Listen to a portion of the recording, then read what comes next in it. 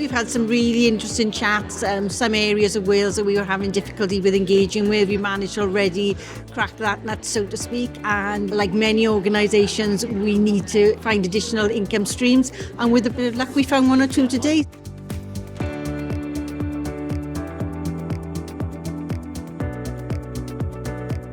Ni wedi cael lot o sgwrsiau diddorol gyda mudiadau eraill a mae'n dda hefyd clywed am beth mae grwpiau eraill yn neud er mwyn o bosib gallu cydweithio a sefydlu partneriaethau ar gyfer y dyfodol.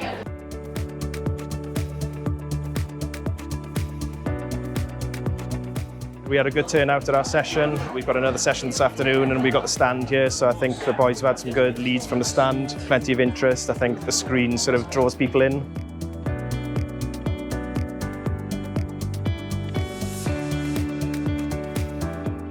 It's my first visit, so I didn't really know what to expect, but it's been absolutely fabulous. It's been really, really busy. We've had some really, really good contacts. We've had potential volunteers. We've had people come up to us and just thank us. And just as important, we've had conversations of people that don't know who we are and don't know what we do. So that's been really good as well.